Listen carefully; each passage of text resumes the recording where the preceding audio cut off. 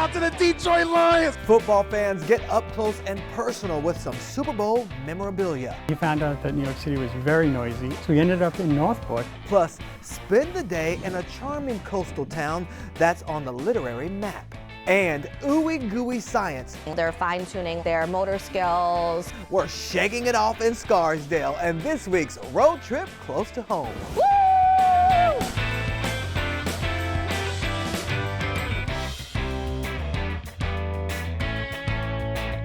Hey road trippers, I'm Shannon Lanier. Welcome to Road Trip. Now you're probably familiar with the book The Little Prince, but do you know its deep connection with Long Island?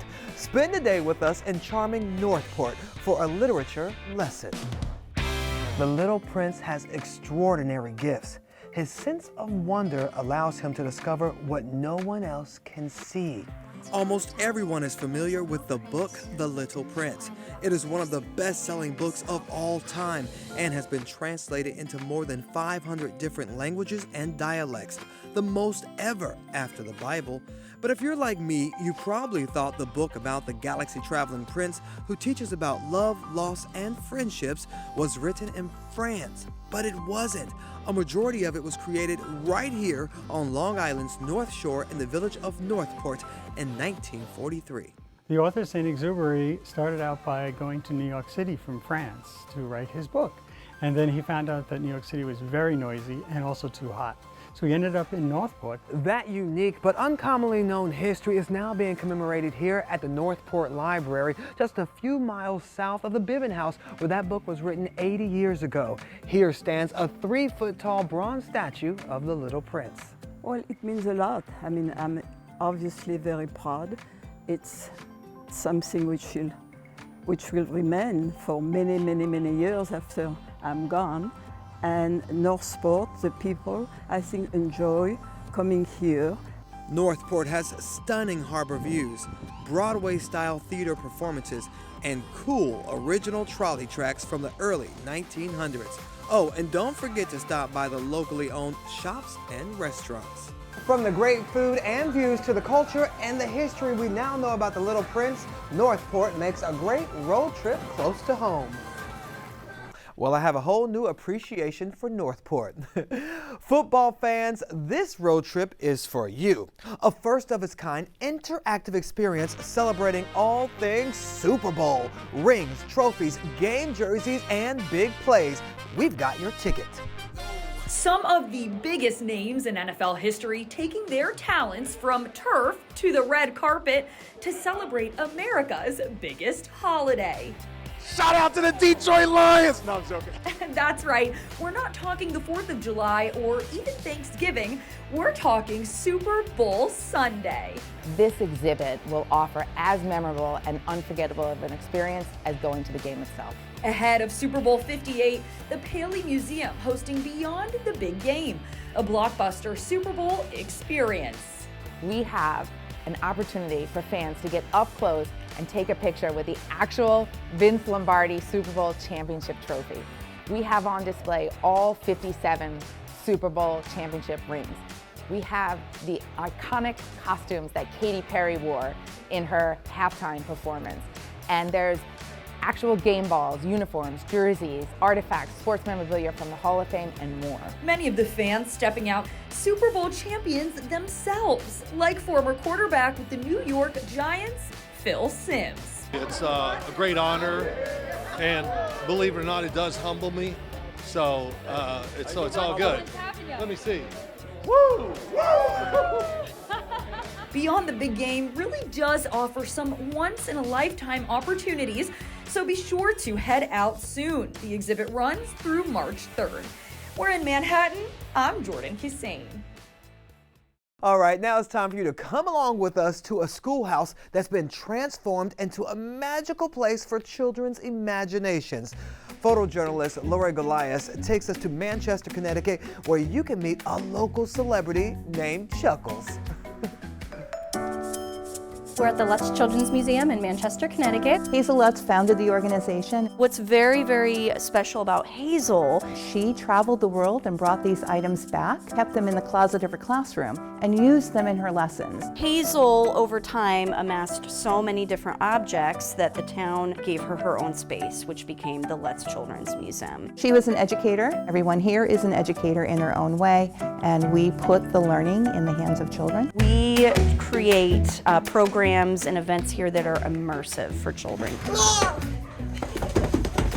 And the room we are currently in now is our gallery. So this is supposed to be representative of downtown Manchester in the 1940s. It's just touch and play, really immerse yourself, use your imagination. Oh, it's fascinating. Everything's hands-on.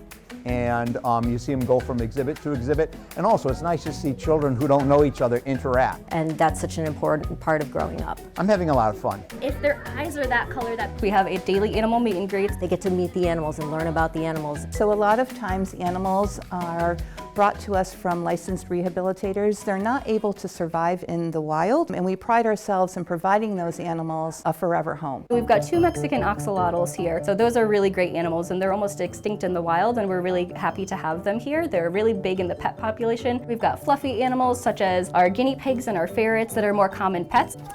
We are the home of the Connecticut State Groundhog. That would be Chuckles. Chuckles comes every February 2nd to let us know whether we're going to have a early spring or a late winter. So we've got Rocco, who is Chuckles, and we've got Jolene, his sister, and they love walnuts. It's super important to introduce kids to animals like this so they know how to respect them. The Lutz Children's Museum is a happy place that invites you to learn and play and be yourself. I feel like there's something for everyone here. There's history, there's art, there's science. Every time you come, there's something new. Please come to the Lutz Children's Museum if you haven't come here already. We truly are woven in the fabric of the Silk City, which is Manchester, Connecticut. We always want to make sure that you're enjoying yourself and that you're leaving learning something. You will be bringing your children and your grandchildren back here many times.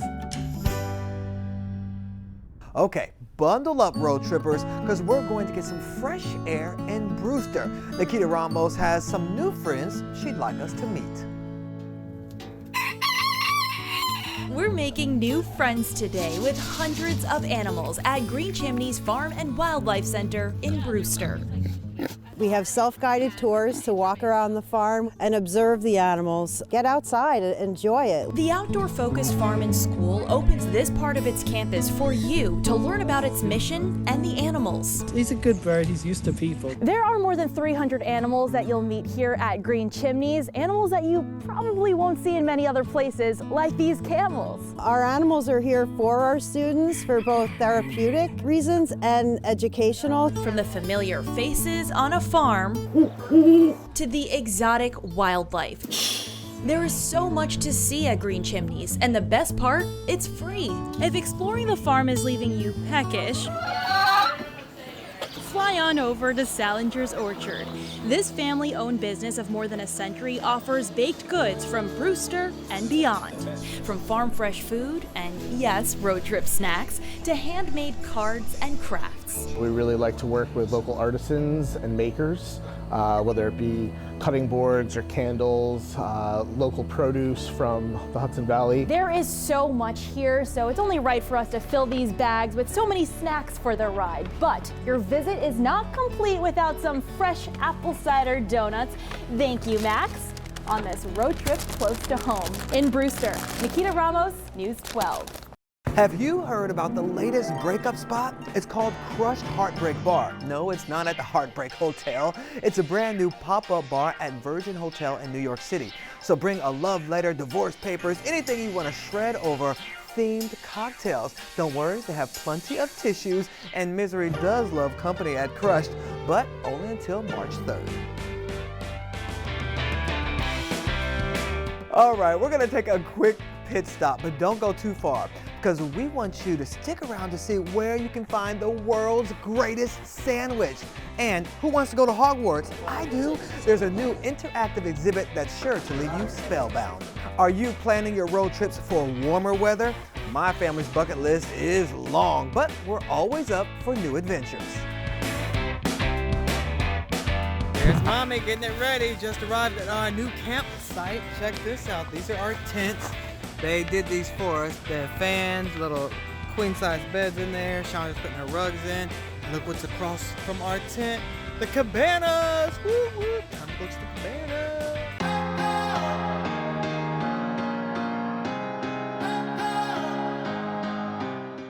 Welcome back. I'm Shannon Lanier. All right, road trippers, we're taking a journey to visit the home of a prominent New Jersey family. This 19th century mansion is like walking into a time capsule filled with works of art. Our Amanda Lee is our guide.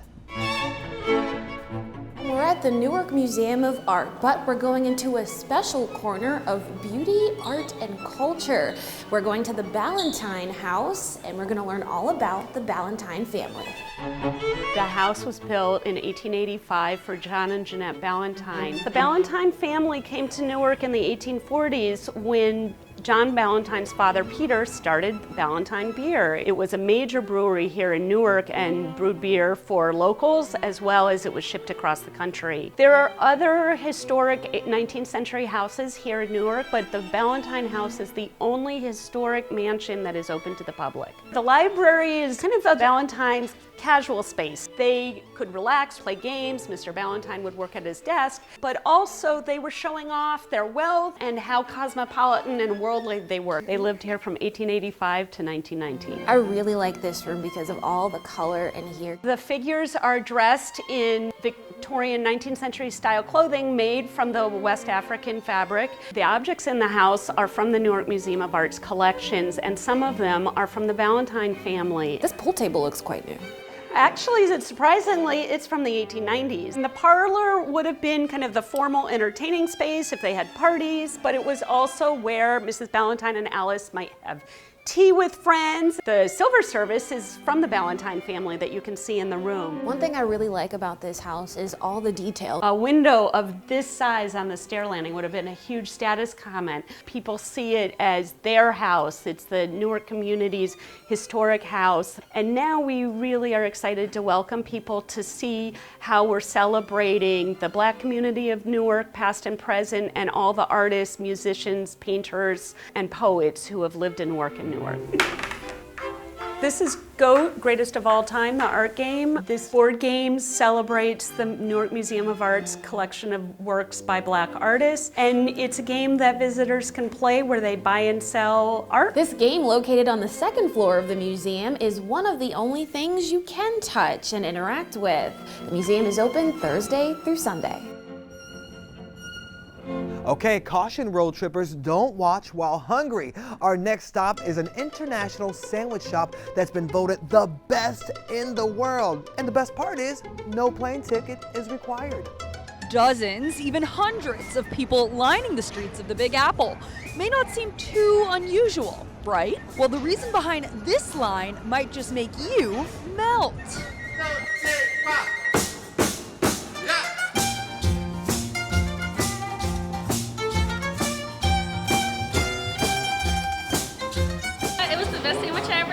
It's like music to your mouth. It's like love at first bite. Kiss from your Italian lover.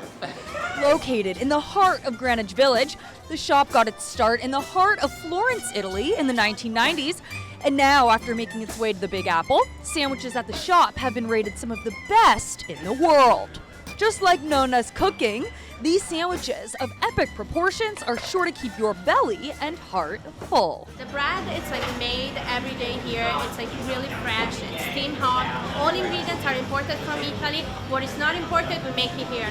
But what is it that makes this international sensation so special? Everything was just perfect. It was delicious. I mean, how can you go wrong with a Florentine sandwich? It's got a blend of salami, Toscana, pecorino cream, artichoke, and spicy eggplant. It's the signature sandwich, I think, that these guys became famous with.